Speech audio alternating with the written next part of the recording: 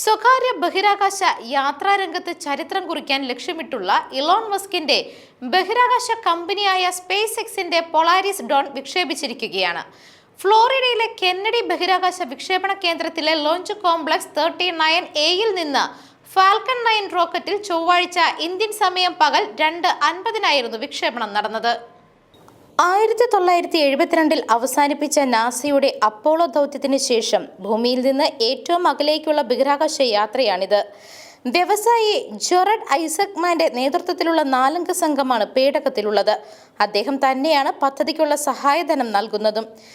US വ്യോമസേനയിൽ നിന്ന് വിരമിച്ച ലഫ്റ്റനന്റ് കേണൽ സ്കോട്ട് കിറ്റ് പൊറ്റീറ്റാണ് ദൗത്യത്തിലെ പൈലറ്റ്. സ്പേസ് എക്സിലെ എഞ്ചിനീയർമാരായ അന്ന മേനോൻ, സാറ ഗില്ലിസ് എന്നിവരാണ് മറ്റംഗങ്ങൾ.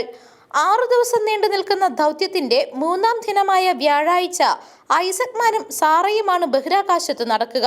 പ്രൊഫഷണലുകളല്ലാത്ത യാത്രികർ ബഹിരാകാശത്ത് നടക്കുന്നത് ഇത് ആദ്യമായിട്ടാണ്.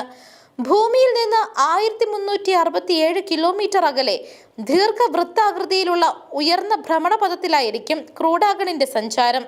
താഴ്ന്ന ഭൂഗുരുത്വത്തിൽ മനുഷ്യ ശരീരം എങ്ങനെ പ്രതികരിക്കും, പേടകത്തിലെത്തുന്ന വികിരണങ്ങളുടെ തോത് കണക്കാക്കൽ തുടങ്ങി ഉയർന്ന ഭ്രമണപഥത്തിൽ 5 ദിവസമെടുത്ത് 40ഓളം ഗവേഷണങ്ങൾ യാത്രികർ നടത്തും. സ്പേസ് എക്സിന്റെ തന്നെ സ്റ്റാർലിങ്ക് ഉപഗ്രഹങ്ങൾ വഴിയാണ് പൊളാരിസ് ഭൂമിയുമായി ആശയവിനിമയം നടത്തുക. 3 ഘട്ടമായി ആസൂത്രണം ചെയ്തിരിക്കുന്ന പൊളാരിസിന്റെ ആദ്യ ദൗത്യമാണ് പൊളാരിസ് ഡോൺ. ഐസക്മാന്റെ 2-ാം ബഹിരാകാശ യാത്രയാണിത്. 2021 ആദ്യത്തേത്. News desk മെഗ്നവിഷൻ.